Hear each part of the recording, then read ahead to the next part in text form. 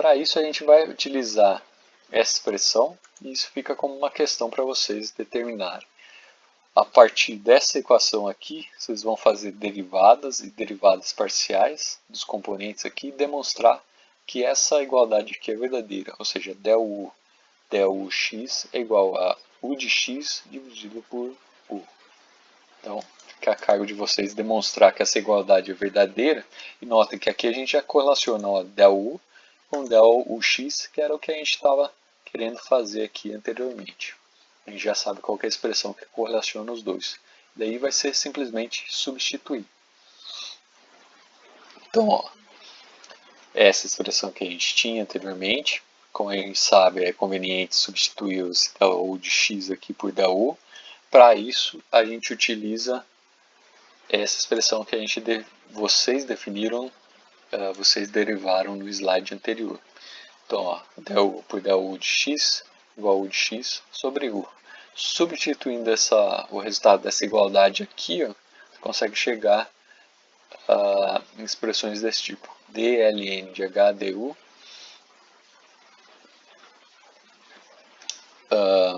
vezes du dx. Da onde saiu isso daqui? Deixa eu mostrar para vocês.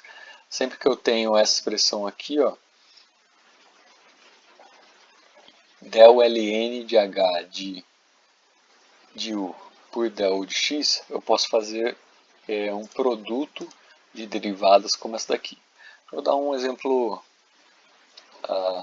mais simples aqui do lado para a gente. Então imagine que eu tenho a seguinte derivada, dy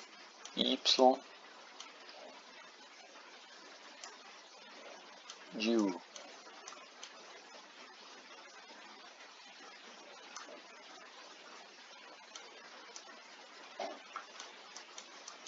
dx. Você pode falar que isso daqui, ó, é dy du vezes du dx. Isso daqui é uma propriedade de derivadas. A gente vê também em detalhes na Físico-Química 1, Físico-Química 2. Então, só chamar a atenção para vocês para um caso simplificado, para vocês conseguirem fazer a ponte para esse caso mais elaborado que a gente está trabalhando aqui. Então, ó, quando a gente fala del ln de h de u por del x, você pode fazer essa separação em dois produtos. Del ln de h de u, e como h já é uma função de u, a gente utiliza a derivada convencional aqui. Então, dln de h, esse h é função de u, tá? Só sumir com esse subscrito, mas continua aqui em algum lugar. dln de h de u dividido por du, vezes derivada do que estava lá dentro, então del ux, mantendo os outros constantes. Esse daqui é o que a gente tinha calculado anteriormente, que é o x sobre u. Então, simplesmente substituindo aqui, a gente tem que essa derivada aqui, que a gente queria trocar o x por u, corresponde a isso daqui. Então, o x dividido por u, dln de h du. Então, a gente pode substituir esse resultado aqui, fazer uma alteração. Ó, nota que esse x está desse lado, o u está aqui desse lado. A gente pode passar para o outro lado lá, dividindo. Vai ter uma expressão desse tipo aqui. Ó. Então, ó, dln de h de u dividido por u du é igual a dln de f de u de x dux. Então, essa é uma igualdade que a gente determinou, que correlaciona a função de distribuição total de velocidades com a função de velocidade para o eixo x. Agora lembre que as dimensões são isotrópicas. Existe igualdade entre as grandezas x, y e z. Então o que a gente definiu aqui, a igualdade entre a grandeza total principal e a grandeza x, ela vai ser válida para cada uma das outras também. Por isso a gente coloca todas essas outras igualdades aqui.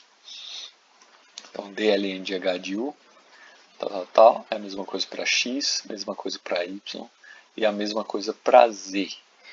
O que acontece? A gente tem aqui igualdades entre derivadas. para que isso seja verdadeiro, essa igualdade tem que ser igual a uma constante. Se isso daqui for uma função de u, uma função de u de x, a função de qualquer uma das variáveis, a igualdade não é verdadeira.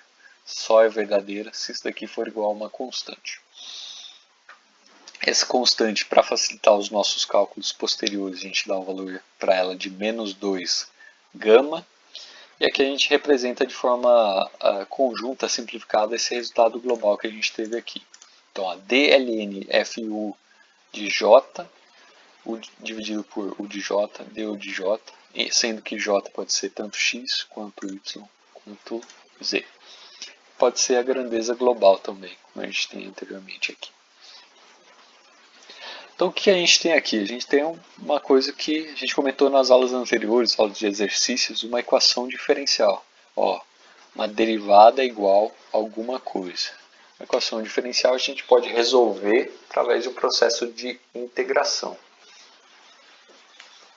Essa integração aqui é um pouco mais elaborada, a gente não vai entrar em detalhes. Quem quiser pode olhar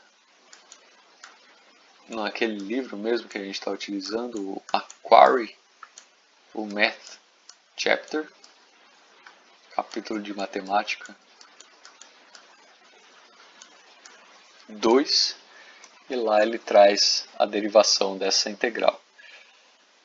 Basicamente o que você tem que fazer, separação de variáveis, incorporar esse u de j aqui dentro no momento, reconhecer que a função que vai fazer essa igualdade ser verdadeira é uma função exponencial, e a partir daí você consegue fazer a derivação.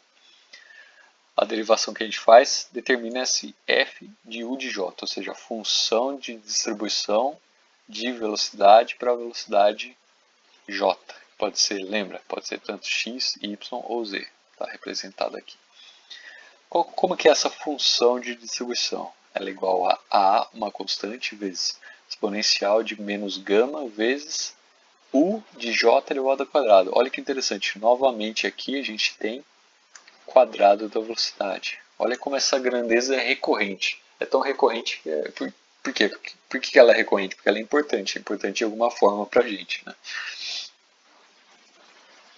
E importante por quê? Porque ela te dá uma ideia da energia, conteúdo de energia da molécula e o conteúdo de energia daquele punhado de moléculas, total de N moléculas. A gente conhece a expressão aqui para a função de distribuição de J, falta determinar essas constantes. Para isso a gente vai fazer mão de algumas propriedades de função de distribuição. Lembrando, uma função de distribuição, ela te dá uma probabilidade. Então, ó, aqui é função, distribuição em função da variável. Ela vai ter um certo formato, vamos supor que seja esse formato. O que acontece? É uma função de distribuição de probabilidades. Então, se você integrar toda essa curva aqui, você vai ter o quê? Integral de toda essa curva, que corresponde aqui, ó, integral de f de x vezes dx. Lembrando, ó, que esse elemento aqui dentro da integral é a probabilidade de encontrar entre o dx, certo? Numa certa faixa aqui. Se você integrar esse conteúdo aqui, você vai ter a probabilidade de encontrar por toda a extensão x, ou seja, desde o ponto inicial até o ponto inicial, até o ponto final. Probabilidade, máximo de uma probabilidade é 100%. A gente não trabalha com porcentagens em fisicoquímica, a gente trabalha com valor 1. Ou seja, o máximo do valor dessa integral aqui é igual a 1.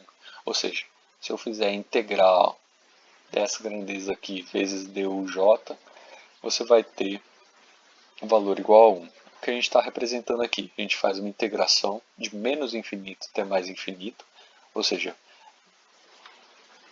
essa velocidade aqui, u de x, ela pode ter valores tanto positivos quanto negativos. Se você fizer a soma sobre todas as velocidades, tanto as negativas quanto as positivas, a chance de você encontrar qualquer uma dada velocidade é 100%, é igual a 1. É isso que essa integral representa para a gente. Então é essa integral que a gente vai fazer. Simplesmente substituição. A gente já conhece qual que é a expressão para f de u de j. Lembrando que isso daqui é uma expressão geral. J pode ser tanto x, quanto y, quanto z. Você vai fazer uma substituição. Essa expressão aqui, você substitui aqui. Onde tem j, vai substituir por x. Então, aqui a gente fez a substituição. O a é uma constante, sai aqui para o lado de fora. E a gente vai fazer a integral dessa função aqui. Exponencial de menos gama vezes u de x elevado ao quadrado. Atenção aí, esse du está aqui do lado de fora. Então, a gente está multiplicando esse termo aqui como um todo. O x é o elemento de integração. Para fazer essa integração, existe uma simplificação que a gente faz, que é baseada no formato da função. Essa função aqui, e elevado a menos gama de u de x ao quadrado, sendo que u de x é a variável, ela tem um certo formato gráfico. O formato gráfico é esse daqui. É a curva de sino, a distribuição normal. Se vocês olharem a curva de distribuição normal, qual que é a função, vai ver que é essa função aqui. E para isso a gente chama a atenção que ela é uma função par. O que é uma função par? Função par e funções ímpares são qualificativos que a gente utiliza para descrever simetria de uma certa função. Então, na função par, a gente tem uma simetria ao longo desse eixo y aqui. Ó. O que significa? Que f de x é igual a f de menos x. Essa é a simetria que tem aqui. Quem que é f de x? Ó, x é esse cara, f de x é esse cara. Quem que é f de menos x? Menos x é o oposto desse cara. Então está desse outro lado. O f de menos x associado a ele é esse daqui, que está associado ao mesmo ponto aqui. Então f de x igual a f de menos x é uma função par. Por oposição, uma função ímpar, ela tem essa simetria aqui. É como se fosse uma simetria ao longo do ponto. Nota, em química a gente vê bastante essas operações de simetria, né? Tem aquele grupo de simetria I, que está associado a uma inversão ao redor de um certo ponto. Nesse caso é a mesma coisa, uma inversão da função ao redor desse ponto central aqui, o ponto igual a zero. Lembrando que esse elemento de simetria aqui de moléculas também pode estar associado a uma rotação de 90 graus. Então, ó, se você pegar essa curva, rotacionar ela a 180 graus, vai dar isso daqui. Se você rodar 180 de novo, 180 mais 180, 360 cai no mesmo lugar que tinha anteriormente. Qual que é a gente fez essa derivação aqui, né, de propriedade, vamos ver qual que é a derivação aqui, ó. F de x é igual a como que ele vai se relacionar com f de menos x, tá? Ó, f de x, vamos escolher algum valor de x aqui. F de x é esse valor aqui. O intercepto no eixo y. F de menos x está onde? Está aqui do lado oposto. O f de menos x é aonde a função tem aquele valor de x. Então, essa daqui está associado com esse valor aqui. Então, ó, esse valor é o negativo desse daqui. Então, a gente tem um menos aqui na frente. Olha a diferença entre as duas expressões. F de x igual a f de menos x para uma função par. Para uma função ímpar, a gente tem essa daqui, f de x igual a menos f de menos x. Por que a gente falou de tudo isso daqui? É porque a gente gosta de matemática? Também, mas porque a gente consegue utilizar isso daqui de uma forma útil na hora de resolver as integrais. Quando a gente faz uma integral, o que a gente está fazendo? Uma integral corresponde a determinar a área debaixo de uma certa curva. Então, ó, a área debaixo dessa curva aqui, ou a área debaixo dessa curva aqui, ó, está associado a essa área, que tem uma contribuição positiva, e essa área aqui, ó, é a área entre a curva e o eixo x, tá? Que nesse caso aqui tem uma contribuição negativa. Como que a gente consegue utilizar essa ideia aqui, ó? Lembra que a gente quer fazer uma integração de menos infinito até mais infinito, ou seja, lá de trás até aqui lá para frente, da função, que é uma função par. Se ela é uma função par, o que acontece? A gente tem simetria ao longo desse eixo, tudo que está do lado esquerdo, ele está espelhado aqui para o lado direito. Ou seja, a área, essa área aqui, ó, do lado esquerdo é a mesma que a área do lado direito. Se essa área é a mesma que essa, em vez de fazer a integração de menos infinito até mais infinito, o que a gente pode fazer é metade da integração. Integral de 0 até infinito e multiplicar por 2. Já que esse tanto aqui é o mesmo, tanto do lado esquerdo é o mesmo que o tanto do lado direito, você pode simplesmente fazer a integração aqui do lado direito e multiplicar o resultado por 2. Por isso que a gente utiliza a ideia de uma função par, facilita um pouco na hora de fazer as integrais. No caso da função ímpar, como que vai funcionar? A gente tem de novo a simetria, só que o que acontece? O que tem do lado esquerdo é o negativo do que tem do lado direito. Então, se eu faço uma integral de menos infinito até mais infinito, eu tenho uma coisa que contribui negativamente aqui do lado esquerdo e outra que contribui positivamente com o mesmo módulo que o anterior, ou seja, a resultante aqui é igual a zero. Então, simplesmente você identificar se uma função é par ou ímpar, ela vai ajudar muito quando você tem que fazer esse tipo de integral que tem uma simetria ao longo dos eixos. Por exemplo, aqui de menos infinito até mais infinito. São valores iguais, só que opostos. Beleza, pessoal? Então, utilizando essa propriedade, essa é uma função par, a função que a gente está interessado. Lembra, é a função C, a curva de distribuição normal. Essa é uma função par, porque tem simetria ao longo do eixo y. Consequentemente, a gente pode fazer essa simplificação. A gente tinha essa integral aqui para resolver. Ela é igual a 1, que é a nossa condição de normalização. Eu não sei se eu cheguei a falar, mas sempre que a gente faz essa integral c igual a 1, a gente chama de condição de normalização.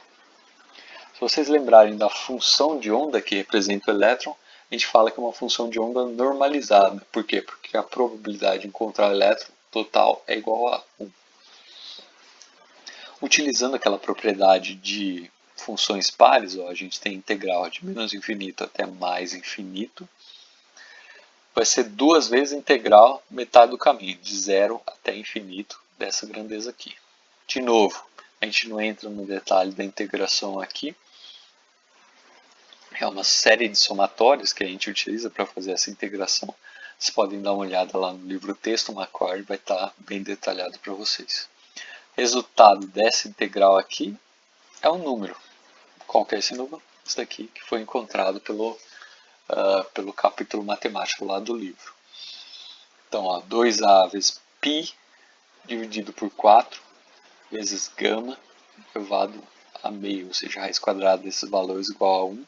A partir dessa grandeza aqui, a gente tem que A igual a gama dividido por π, raiz quadrada desse valor. Então a gente já tem o valor de A. Lembra que o A ele aparecia aqui na frente da função de distribuição, a gente já pode substituir ele. Ó. Função de distribuição para a velocidade x é essa daqui. A gente já pode fazer a substituição do valor de A, vai ter uma função de distribuição desse tipo aqui. O mesmo raciocínio ele é válido para as outras dimensões y e z. Então, esse resultado que a gente encontrou aqui para o componente x, o mesmo resultado a gente encontra para o componente z, y e para o componente z. Agora notem aqui que na função de distribuição ainda tem um elemento que é uma incógnita, uma constante que a gente ainda não sabe exatamente a que valores ela está associada, que é o gama. Para isso, a gente vai fazer mais uma derivação. Então, a função de distribuição que a gente tem até o momento é essa daqui, para a velocidade no eixo x, lembrando que é uma expressão que vale tanto para o y quanto para o z também, né? O que falta determinar essa constante gama aqui. Para isso a gente utiliza um resultado anterior, que era aquele resultado de velocidades, o valor médio do quadrado das velocidades. Lembra que a gente definiu na primeira parte da aula que o valor médio do quadrado da velocidade é igual a RT dividido pela massa molar. Então R, constante dos gases, T, temperatura, M, massa molar. A gente pode utilizar esse valor aqui para determinar esse valor de gama. Para isso a gente vai utilizar a expressão integral que nos dá o valor médio de alguma coisa. Sempre que eu tenho uma função de distribuição, vamos supor aqui uma função f de x. Essa é uma função de distribuição. Se eu multiplicar por dx, eu tenho a probabilidade, certo? Se eu integrar, eu tenho a probabilidade de um certo intervalo inicial até um certo intervalo final. Essa função de distribuição a gente consegue utilizar para calcular coisas, como por exemplo o valor médio de x. Se eu quiser calcular o valor médio de x, a gente pode representar desse jeito. A gente utiliza esse formalismo aqui. Então o que a gente vai fazer?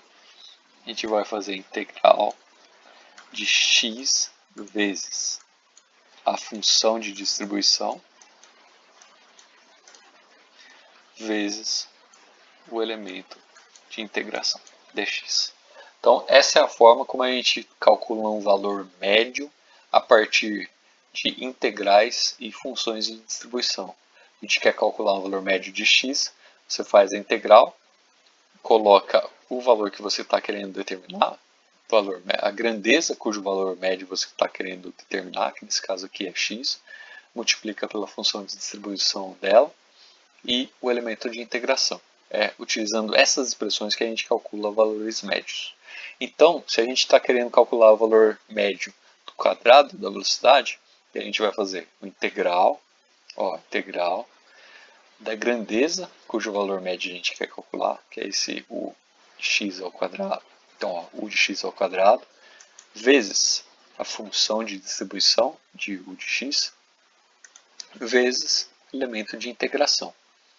De novo aqui essa nova função f de u de x a gente já conhece. Pega todo esse conteúdo aqui e substitui aqui embaixo. Você vai ter uma expressão desse tipo aqui. Tudo que é constante a gente já coloca para o lado de fora. Fica integral de menos infinito até mais infinito de u de x ao quadrado. Exponencial de menos gama u de x elevado ao quadrado dux. De novo, essa é uma função par. A gente pode olhar para as tabelas de integração determinar como resolver essa integral. Lembrando que essa grandeza aqui que a gente está querendo determinar através da integral, a gente já determinou anteriormente que ela é RT sobre M, então a gente vai ter essa igualdade, RT sobre M igual duas vezes constante, integral de 0 a infinito, o 2 já apareceu aqui na frente porque a gente mudou a integral, antes era de menos infinito até mais infinito, agora é só de 0 até infinito. A grandeza que a gente quer calcular o valor médio vezes a função de distribuição vezes o integrando. Então, na hora que você resolve essa integral, vai ter esse resultado aqui. RT sobre M igual ao resultado da integral. Fazendo as simplificações, a gente chega nesse valor para gama. Gama igual M, que é a massa molar do gás. Lembrando que aqui a gente está falando de reações em fase gasosa, por enquanto é tudo em fase gasosa, a gente está trabalhando com partículas de um gás, dividido por 2RT. Esse resultado a gente já consegue substituir lá na função de distribuição. Lembra que a gente tinha isso daqui até o momento. A gente acabou de encontrar quem que é o gama. Substituindo o gama aqui na expressão, a gente vai ter finalmente as funções de distribuição para o componente individual x. Então, a função de distribuição das velocidades para o componente x vai ser igual ao quê? Uma constante. Dentro dessa constante que a gente tem raiz quadrada da massa molar dividido por 2π RT vezes exponencial de menos u x quadrado sobre 2RT. Isso daqui é para a grandeza molar, quando a gente está trabalhando com um mol de substância. Função de distribuição de velocidades moleculares, ela é representada através dessa expressão aqui. Lembrando que a gente sempre pode transformar uma em outra através do número de Avogadro. Ó, Kb, se eu multiplicar por Na, que é o número de Avogadro, chega em R. Massa de uma molécula, se eu multiplicar pelo número de Avogadro, chego na massa molar. Certo? Essas são funções de distribuição. Será que a gente tem um gráfico aqui? Não temos. Então, eu vou fazer o gráfico aqui rapidinho. Lembrando que isso daqui é um monte de letra, só que essas letras estão associadas a números. Esse u de x para a gente é a nossa variável, ó, f de u de x. Então, u de x é a nossa variável. Então, você pode fazer um gráfico aqui, ó, de f de u de x em função da variável.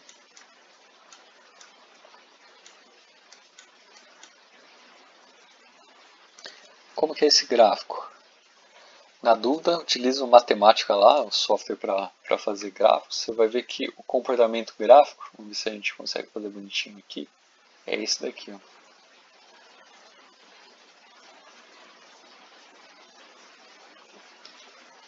Ah, não ficou tão mal, hein? Um pouquinho. É simétrico isso daqui, tá, pessoal? Mas essa é a função de distribuição normal. Se vocês notarem o jeitão aqui da expressão, e elevado a menos fator vezes u elevado ao quadrado, dividido por outro fator. Isso daqui dá exatamente a função de distribuição normal. O que isso daqui fala para a gente? Isso daqui é a probabilidade de encontrar a velocidade, uma certa velocidade u de x. Então, a velocidade de u de x muito alta positiva tem uma probabilidade pequena de encontrar. Ou seja, é difícil você encontrar partículas com uma velocidade muito alta caminhando para a direita. A probabilidade é pequenininha, ó, essa daqui. A mesma coisa aqui do lado da esquerda. A chance de você encontrar uma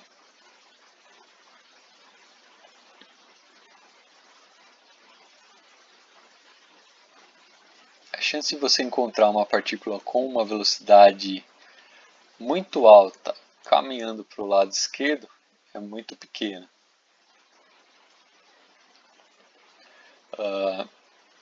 Qual que é a maior probabilidade de encontrar as velocidades? A maior probabilidade é justamente nesse ponto aqui com a velocidade igual a zero. Olha que coisa interessante. A velocidade x mais provável é a velocidade igual a zero. Por que isso? Parece um contrassenso, né? Quer dizer, o que quer dizer isso daqui? Quer dizer que a velocidade, a maior parte das partículas numa caixa, ela tá parada? Essa é a interpretação que a gente faz? Não, na verdade não é essa a interpretação. A interpretação é a seguinte: como grande parte das partículas está se movimentando para a direita e grande parte das partículas e outra parte está se movimentando para a esquerda, no total acontece uma compensação entre as partículas que estão se movimentando para a direita e as que estão se movimentando para a esquerda, e o total, o resultante, é igual a zero. Como essa grandeza que a gente calculou, u de x, ela parte de valores médios, que estão associados a essas grandes somas, isso faz com que a velocidade mais provável que a gente encontra aqui seja igual a zero. Justamente uma propriedade de grandes quantidades, de valores médios. Isso daí é válido para u de x, para u de y e para u de z. Então, cada um dos componentes individuais vai ter uma curva desse tipo, ou seja, a velocidade mais provável vai ser igual a zero. Agora, quando você olhar para u como um todo, aí vai ser diferente. A velocidade é não nula, a função de distribuição vai ser diferente dessa que a gente está mostrando aqui para vocês. Além disso, u de x, u de y e u de z podem ter tanto valores positivos quanto negativos, mas a velocidade total de uma molécula da forma como a gente representa aqui, é um número maior que zero. Belezinha, pessoal? O que mais a gente pode falar a respeito dessas coisas? Uma outra coisa que está associada com essa velocidade e esse fator médio que gera a velocidade mais provável como sendo igual a zero é o seguinte: quando você olha para uma caixa, as partículas, um gás dentro de uma caixa, se a velocidade mais provável não fosse zero, ela fosse positiva ou negativa, significa o quê? Que as partículas dentro desse gás têm uma tendência a se movimentar para um certo lado, preferencialmente. Por exemplo, se a velocidade média mais provável não fosse zero, fosse 1, significa que a maior parte das partículas tem uma tendência a se movimentar para a direita. Imagina dentro de uma caixa todas as partículas se movimentando para a direita, a maior parte delas ao mesmo tempo para a direita. O que isso ia fazer? Ia fazer com que a caixa, como um todo, se movimentasse para a direita. Isso não é observado experimentalmente, que é uma coisa que corrobora ainda mais essa ideia de interpretação estatística para essa velocidade nos componentes x, y e z. Belezinha? Entrando mais alguns detalhes, só finalizando alguns conteúdos que a gente tinha comentado anteriormente. A gente já tinha encontrado expressão para o valor médio do quadrado da velocidade. Esse valor médio corresponde a RT sobre M. A gente até utilizou no resultado anterior isso daqui, que é igual a KB sobre T. A gente sempre pode converter R para KB através da constante de Avogadro, Na. Se você multiplicar aqui pela massa, m vezes u de x ao quadrado já está entrando quase na energia cinética. É igual a kb vezes t. Se você dividir por 2 essa expressão, aí sim você vai ter energia cinética. E a energia cinética associada ao componente x vai ser a mesma, que esta aqui é a mesma que a energia cinética associada ao componente y, que é a mesma a energia cinética associada ao componente z, que é o que? Kb vezes T dividido por 2. Nota que tem um fator 2 aqui, a gente tem que dividir isso daqui por 2. Então, cada uma dessas energias cinéticas associadas a cada um dos componentes dá meio de Kb vezes T. Dessa forma, consequentemente, a energia cinética total vai ser 3 meios de Kb vezes T. É, de certa forma, algo que a gente já tinha descoberto, utilizado anteriormente. Aqui a gente só ressalta que essa energia cinética total, para a velocidade que está associada à velocidade global das partículas, ela está igualmente distribuída em cada um dos diferentes componentes x, y e z.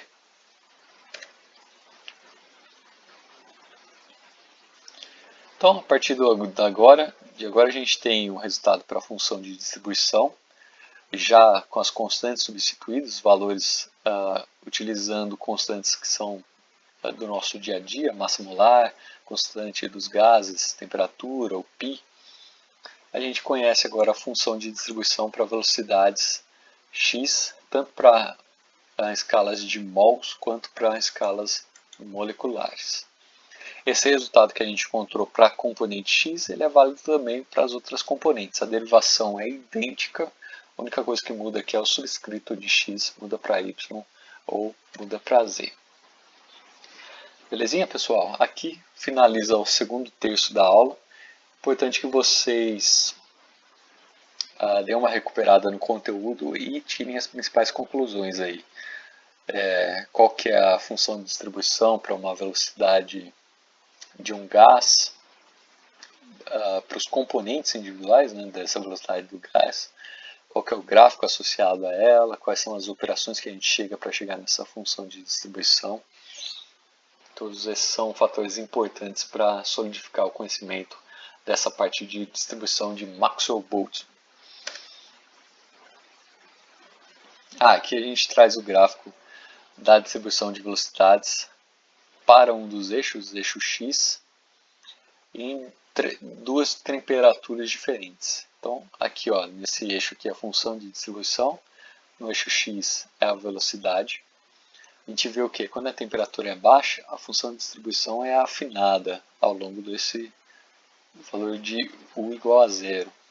Conforme a gente aumenta a temperatura, ocorre um espalhamento da distribuição, ou seja, a gente consegue acessar valores de velocidade maior, tanto valores positivos quanto valores negativos. O que a gente esperava intuitivamente, quando a gente aumenta a temperatura, a gente aumenta a velocidade das partículas de gás que tem dentro de uma certa caixa. Isso faz com que a distribuição fique mais espalhada. Então, e aí você pode utilizar o comportamento matemático para tentar intuir qual que vai ser o comportamento gráfico. Então, sempre que eu aumentei a temperatura, espalhou a curva. Aumentar a temperatura é aumentar alguma coisa que está no denominador. Seria o equivalente a diminuir alguma coisa que está no numerador. Ou seja, se eu diminuir a massa, eu aumento mais essa curva, o espalhamento dessa curva. Ou seja, para uma mesma temperatura, a gente espera que o hidrogênio tenha uma curva mais espalhada do que o nitrogênio. Por quê? Porque o nitrogênio tem uma massa maior.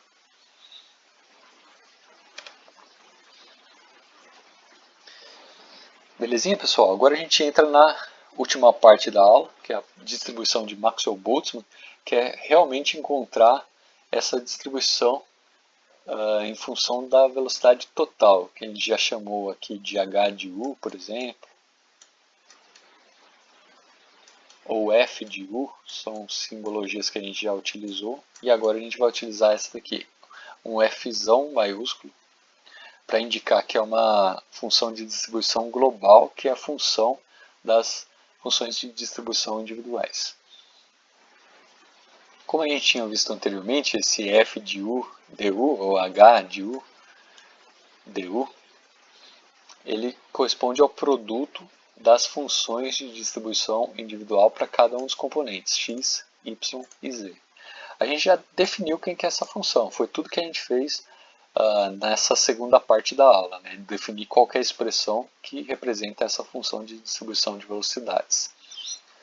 A gente pode substituir a expressão que a gente utilizou para cada um deles aqui, f de u de x, u de y, u de z, lembrando que eles são equivalentes, só muda o subscrito. Quando a gente faz essa substituição, vai chegar uma expressão desse tipo aqui. Então, f de u du igual constante, é a mesma constante para cada um deles, como está multiplicando todos eles, você tem um elevado ao cubo aqui. Então, 3 dividido por 2. Vezes exponencial de menos m u de x quadrado, a soma de todos os quadrados das velocidades, então por x, y e z, dividido por 2kb vezes t. E agora a gente vai fazer du, dux, dy, duz. Então, é o que aparece aqui no final de cada um deles.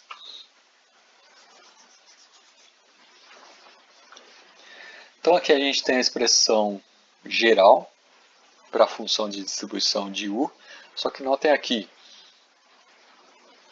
essa função de distribuição de U, ou seja, a variável é U, só que os elementos que a gente tem aqui na equação são o x, o y, o z, dux, dy, duz. Ou seja, é interessante para a gente trabalhar com a mesma variável que a gente quer para essa função, que é a variável U. Então a gente tem que ter um jeito de converter essas grandezas, onde tem o x, o y, o z aqui, dá um jeito de converter para a nossa variável U, que é a velocidade global, a velocidade total. Esse daqui é relativamente simples, é só utilizar aquela expressão que a gente já vinha utilizado anteriormente, né? U elevado ao quadrado igual o x ao quadrado mais o y ao quadrado mais o z ao quadrado. Esse daqui já é um pouquinho mais diferenciado. A gente tem aqui um produto dos diferenciais de velocidade. Para isso, a gente utiliza essa notação aqui, geométrica, para ver como um certo du se correlaciona com os dux, dy e duz. Para isso a gente pode utilizar tanto coordenadas cartesianas. Se você utilizar uma coordenada cartesiana, o seu du já vai estar diretamente associado com como se fosse o volume desse cubo aqui, que é o dux, dy, duz. Então, ó, notem que quando a gente tem isso daqui, ó, dux, dy, duz, você já pode substituir aqui por du se você estiver utilizando coordenadas cartesianas. Agora, o tipo de problema que a gente tem é interessante utilizar coordenadas radiais. Então, nas coordenadas radiais, as variáveis, em vez de ser essas daqui, vão ser ângulos, o ângulo φ, o ângulo ψ e o raio, a intensidade do raio. E aqui o du vai te dar como se fosse a espessura de uma casca que envolve esse determinado raio aqui. Então, U mais du significa a fração de volume que está dentro dessas duas cascas aqui, uma casca externa e uma casca interna, dentro desses elementos. Você pode fazer os cálculos e vai chegar que essa unidade de volume aqui corresponde a 4 vezes π vezes U ao quadrado vezes o du. Então, onde a gente tem esse elemento de volume aqui, a gente vai substituir por essa expressão aqui. Esse tipo de metodologia de resolução é o que a gente chama de troca de coordenadas cartesianas para coordenadas radiais, e é um procedimento bastante utilizado também em quântica. Em quântica, se você pensar no átomo, a simetria ao redor do átomo é uma simetria radial. Só que as equações, da forma como a gente calcula inicialmente, elas estão em coordenadas cartesianas. Então, para a gente é conveniente fazer essa conversão de cartesiano para radial, porque facilita muito depois na hora de fazer a integração das variáveis. Então, se vocês recuperarem lá o conhecimento de quântica, vão ver que esse tipo de procedimento aqui de transformação de coordenadas também é utilizado naquele contexto. Então, o que a gente tem aqui a função de distribuição, e agora a gente vai fazer todas aquelas substituições. Então, o quadrado corresponde à soma dos quadrados das velocidades. Então, ó, simplesmente substituir esse u ao quadrado aqui nessa expressão. E o nosso elemento de volume, né, volume na variável de velocidade, a gente substitui para o equivalente na coordenada radial, que vai ser isso daqui, 4 vezes π, u ao quadrado, du. De tal forma que a nossa função de distribuição de velocidades vai ser essa daqui, uma série de constantes, valores constantes, vezes u ao quadrado, que vem daqui, o du está aqui, ó. Esse 4π foi incorporado aqui do lado de fora, e a gente tem a exponencial como tinha anteriormente, ó. Exponencial de menos mu ao quadrado, a gente já fez a substituição, dividido por 2kb vezes t. Olha que interessante, aqui a gente já tem uma energia cinética, não? mzinho vezes u ao quadrado dividido por 2 é energia cinética. Ou seja, a gente tem exponencial de menos energia cinética dividido por kb vezes t. A gente vai detalhar isso daqui com detalhes mais para frente.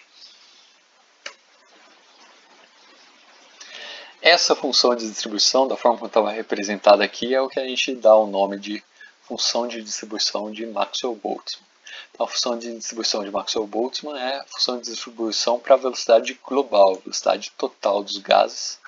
A gente pode representar graficamente através do número de partículas, a probabilidade, né, de encontrar uma partícula com uma certa velocidade. Notem que aqui é uma f de u, u é a velocidade, então essa é a nossa variável, velocidade. E o gráfico que a gente observa é esse daqui, uma curva que aumenta até um certo ponto e depois decai. Aqui sim já mais próximo do que a gente espera para a velocidade global, a velocidade total de uma certa molécula, que corresponde à soma dos componentes individuais, x, y e z. O que a gente espera aqui para a função de distribuição? Tem uma fração muito pequena de partículas que tem uma velocidade nula, certo? Uma fração muito pequena de partículas que tem uma velocidade elevadíssima, a maior parte das partículas vai ter uma velocidade, ou vai desenvolver uma velocidade intermediária. E esses valores passam por um certo máximo, que é o que a gente chama de velocidade mais provável, a velocidade onde tem o máximo, E existe algo também que é a velocidade média. A velocidade média, ela te dá um comportamento médio. Se você pegar a área da curva desse lado e a área da curva desse lado, você vai notar que é igual, idêntica, do lado esquerdo e do lado direito. Essa é a propriedade da média.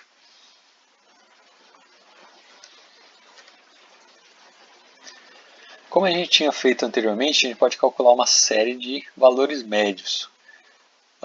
Os valores médios que a gente vai calcular para essa função de distribuição são o valor médio da velocidade, o valor médio do quadrado da velocidade, a velocidade média quadrática, que a gente já sabe como calcular, é só tirar a raiz quadrada desse daqui, né?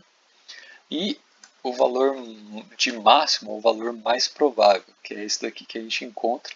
Ele está justamente associado ao pico dessa distribuição. Nesse pico aqui tem a propriedade da derivada ser igual a zero. Então a gente pode utilizar essa propriedade para chegar na expressão. Esse desenvolvimento aqui fica a cargo de vocês, fazer essas integrais e encontrar o valor adequado. A gente vai simplesmente mostrar o resultado aqui e interpretar esse resultado para vocês. Tá? Então, ó, se a gente quer encontrar o valor médio de u, o que a gente faz? Integral de zero até infinito. Por que a gente está integrando de zero e não de menos infinito? Porque u é uma grandeza positiva, inteiramente positiva da forma como a gente definiu ela. Então a integração ela parte de zero. U não pode ser negativo. Então a integral de zero até infinito. Propriedade que você quer encontrar o valor médio, vezes função de distribuição, vezes elemento de integração. Então, fazendo essa integral, você vai ter lá esse resultado, raiz quadrada de 8RT dividido por π vezes a massa molar. Difícil falar desse resultado em particular, vamos fazer o resultado para cada um dos outros e daí a gente tem a chance de comparar cada uma das expressões. Se você fizer isso para o valor médio do quadrado da velocidade, de novo integral, só que aqui você utiliza o quadrado, função de distribuição, elemento de integração. Vai chegar nesse resultado aqui, 3RT sobre m, emão, massa molar. Velocidade média quadrática, a gente já tinha visto anteriormente, que é 3RT sobre m raiz quadrada, esse valor. E o valor de máximo da distribuição, que é esse daqui, ó, esse ponto aqui, vai ser 2 raiz quadrada, de novo, 2RT dividido por emão. Então, chegando a grandes conclusões aqui, primeiro de tudo, vocês notam que todos eles têm esse fator RT sobre M. Isso oriunda do quê? Do formato da função de distribuição. Função de distribuição você tem lá energia cinética dividido por RT. Então esses fatores sempre acabam aparecendo aqui quando você faz o cálculo dessas grandezas. Além disso, tem vários multiplicadores constantes diferentes multiplicando. Em particular, para as grandezas que têm a mesma unidade, né, ó, esse daqui e esse daqui é metro por segundo. Então vamos comparar cada uma dessas velocidades que a gente consegue calcular a expressão. Aqui a gente tem todos os mesmos fatores, né? Tudo está elevado à raiz quadrada. Então a gente está tirando a raiz quadrada de cada uma dessas expressões. Dentro de todas elas tem um RT sobre M. Então isso daqui é comum a todas elas. Diferem no que? Na constante que está multiplicando. Aqui a gente tem 8 dividido por π, que é 2,55. Aqui o nosso fator é 3. E aqui o nosso fator é 2. O que isso significa para a gente? Lembrando, isso daqui está na forma de uma expressão, mas se você substituir por valores, você vai ter um número aqui. Um número que vai te dar a velocidade. Isso fala o que para a gente? Qual que é o menor valor aqui? O menor valor é o valor máximo. Então, ó, na comparação entre esses três, o menor valor é o valor máximo. Então, o valor máximo sempre vai estar aqui do lado esquerdo. Logo depois desse valor máximo, quem que vem? O valor médio. Então, o valor médio de U vai estar logo depois, que é essa velocidade média aqui. E um pouquinho mais para frente, vem a velocidade RMS. velocidade quadrática média. De onde vem esse RMS? Root Mean Square, velocidade quadrática média. Então, esse é o menor de todos, a velocidade mais provável é a menor de todos. Em sequência vem a velocidade média, depois a velocidade RMS. Então, conhecendo a função de distribuição, facilmente a gente consegue encontrar cada um desses valores aqui. E a gente pode utilizar essas expressões para fazer cálculos, descobrir os valores. Né? Esse é um desafio para vocês, questão para ser feita aí por vocês. Né?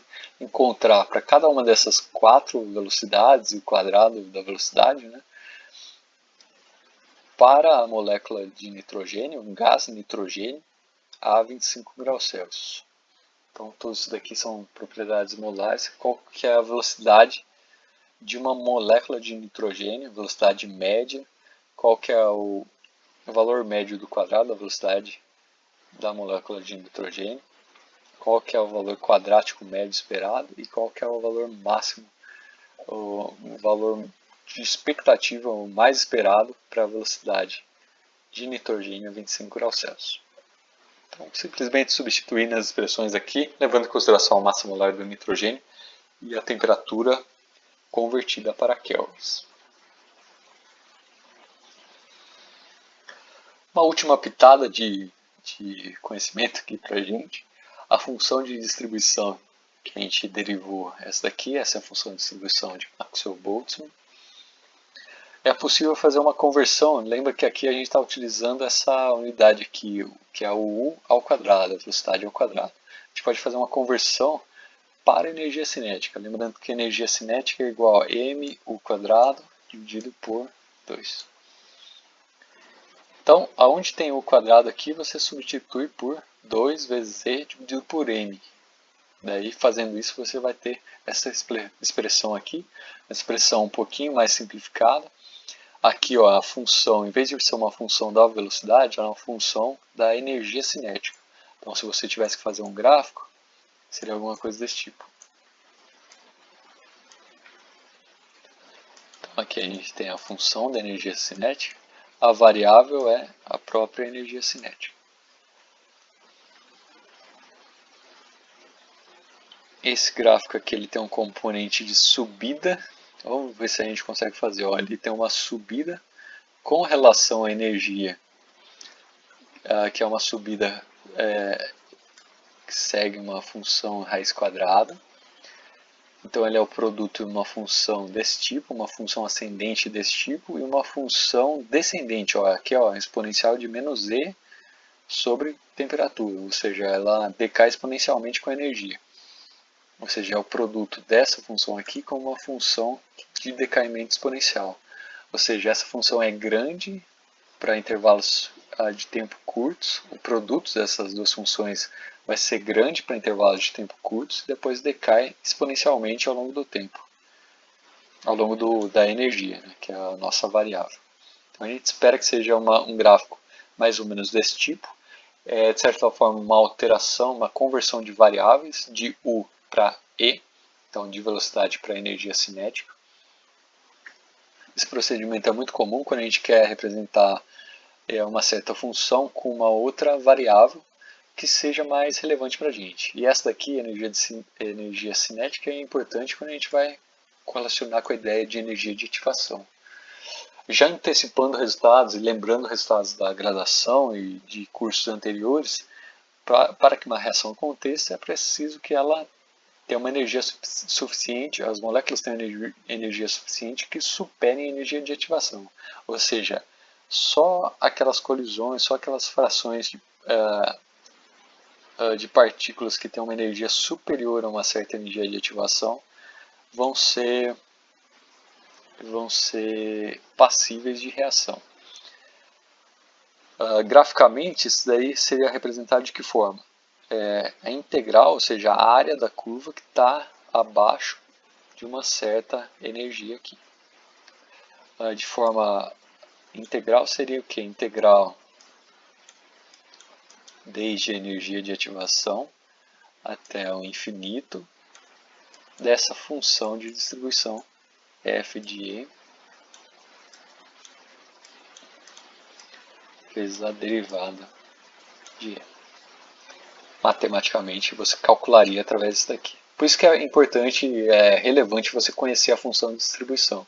A partir da função de distribuição, você consegue fazer essa integral, por exemplo, e descobrir a fração das moléculas que tem uma energia superior à energia de ativação. Conhecendo essa fração, você sabe quantas das moléculas são passíveis de reação. Consequentemente, você sabe quanto te dá uma ideia da velocidade de reação. Belezinha, pessoal? Esse era o conteúdo mais pesado de matemática que a gente tinha para ver. Agora aqui a gente tem só alguns gráficos até o slide 50 dos conceitos que a gente apresentou até agora.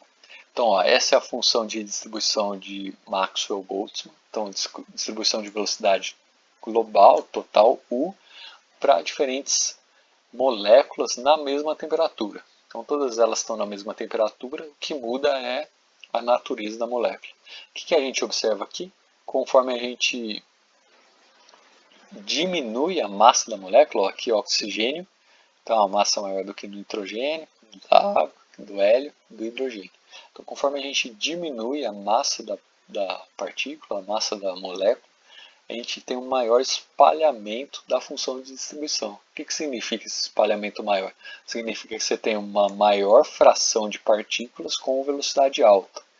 Se você pegar o oxigênio, por exemplo, o oxigênio não tem nenhuma partícula com velocidade nessa ordem de magnitude. As velocidades das moléculas de oxigênio estão todas dentro, circunscritas a essa curva aqui, ou esse intervalo daqui até aqui mais ou menos. Então, conforme a gente diminui a massa da partícula, a gente aumenta o espalhamento, aumenta a velocidade, cada uma das velocidades, né, as velocidades individuais das partículas, e consequentemente a gente vai aumentar a velocidade mais provável, a velocidade média e a velocidade quadrática média.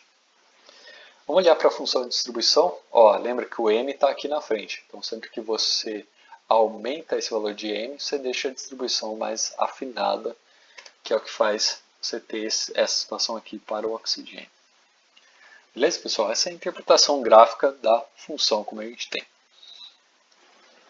Aqui, funções de distribuição para duas temperaturas distintas. Então, aqui a gente variou a massa. Aqui a gente está variando a temperatura. Conforme a gente aumenta a temperatura, notem que aqui a temperatura está no lado de baixo. Então ela tem uma tendência oposta da massa. Sempre que eu aumento a massa, então vamos dar uma olhada, aumento a massa, a distribuição fica mais fina. Se a temperatura tem um comportamento oposto, sempre que eu aumento a temperatura, a distribuição fica mais alargada. É isso que a gente observa. O que isso significa? Uma temperatura baixa, a velocidade das partículas é relativamente baixa, está dentro desse intervalo aqui. Conforme a gente aumenta a temperatura, aumenta os valores de velocidade esperados para aquela distribuição de partículas. Então, para a temperatura igual a 1000, os valores de velocidade esperados variam tanto de 0 até 2000 metros por segundo. Esse valor aqui é bem pequeno, deve ser nitrogênio. Então, conforme aumenta a temperatura, aumenta o alargamento dos picos. Por que isso é importante? Porque ele vai te dar uma ideia para a cinética, vai ser muito importante para a gente. Aqui a gente mostra três temperaturas diferentes. Temperatura de 300, 500, 1000, de novo mostrando esse alargamento. Que a gente nota aqui, a função ela se alarga, mas a altura dela diminui. Por que a altura diminui? Porque a gente tem conservação. Lembra que essas são funções normalizadas. Se você integrar aqui o total delas, o valor vai dar igual a 1. Se você espalhou ela por um comprimento maior aqui no eixo x, para que a área continue sendo a mesma, você precisa que a altura diminua. Qual que é a relevância para a cinética? Em cinética, o que acontece? Principalmente quando a gente vai falar da equação de Arrhenius. A equação de Arrhenius é a equação que correlaciona a constante de velocidade com um certo fator e exponencial. Vou escrever aqui, exponencial de menos EA sobre RT. Olha que interessante, de novo a gente tem exponencial, uma razão de uma energia por RT, muito parecido com o que a gente tem aqui ó, na expressão. Ó, energia sobre KB sobre T, KB vezes T, KB se multiplicar por no de Avogadro vai dar a constante R, constante dos gases. O que acontece? A gente vê que é um produto entre duas grandezas aqui, uma constante e um fator energético. Esse fator energético está associado à fração de moléculas que tem uma energia superior à energia de ativação. Ou seja, moléculas que quando colidem com uma certa energia maior do que a energia de ativação. Por isso elas precisam ter uma velocidade maior do que uma certa velocidade crítica. Ou seja, numa função de distribuição desse tipo, a gente traça aqui uma linha paralela a esse eixo aqui, que corresponde a uma velocidade, seria aqui o que a gente chama de uma velocidade crítica. Acima dessa velocidade crítica, as moléculas têm energia suficiente, de tal forma que quando aconteça a colisão, essa colisão tem uma energia maior do que a energia de ativação. Então, todo mundo que está daqui para frente está habilitado a sofrer reações químicas. Então esse é o fator energético. Aumenta com o aumento da temperatura, o que vai acontecer? Aumenta, ó, antes a gente tinha essa fração de partículas que está habilitada para acontecer a reação. Depois que a gente aumenta a temperatura, a fração de partículas que estão habilitadas para acontecer a reação é muito maior. Então isso faz com que aumente o número de partículas com energia suficiente para promover a reação. Consequentemente, aumenta a velocidade da reação. Além disso, tem um outro fator que é o número de colisões, que está implícito nesse fator A aqui. O fator A está associado com o número de colisões. O que acontece? Com o aumento da temperatura, aumenta a velocidade média das partículas. Se aumenta a velocidade média das partículas, elas estão a toda hora, a todo momento, colidindo com as paredes do recipiente e com elas mesmas. Se aumentou a velocidade média, a gente espera que aumente também o número de colisões. Então a temperatura deve ter um efeito aqui pelo aumento dessa frequência de colisões. Então esses são dois fatores importantes que vão determinar para a gente a expressão da constante de velocidade em função desses parâmetros, que é o que a gente chama de equação de Arrhenius. Esses são os desenvolvimentos que a gente vai tirar a partir da próxima aula. Aqui a gente mostra no detalhe, né, a comparação entre as áreas das duas curvas. Conforme a gente aumenta a temperatura, a fração de moléculas que tem uma energia maior do que a energia de ativação vai aumentar. Então esses são fatores que a gente vai explorar na próxima aula. Na aula de hoje, o que a gente fez? A gente começou a trabalhar com essa ideia de velocidade de moléculas e de distribuição de velocidades. Isso daí é fundamental para a gente passar para o próximo ponto, que vai ser, a partir da distribuição de velocidades, como a gente calcular o número de colisões que tem num certo intervalo de tempo e a energética dessas colisões, qual que é a energia liberada quando você tem uma colisão, como essa energia vai depender da temperatura. Então, são capítulos aí das próximas aulas, a gente vai ver ainda correlacionando teoria cinética dos gases, teoria das colisões com cinética química. Belezinha, pessoal? Esse foi o conteúdo de hoje. Então, até a próxima semana. Muita saúde para vocês. Um abração.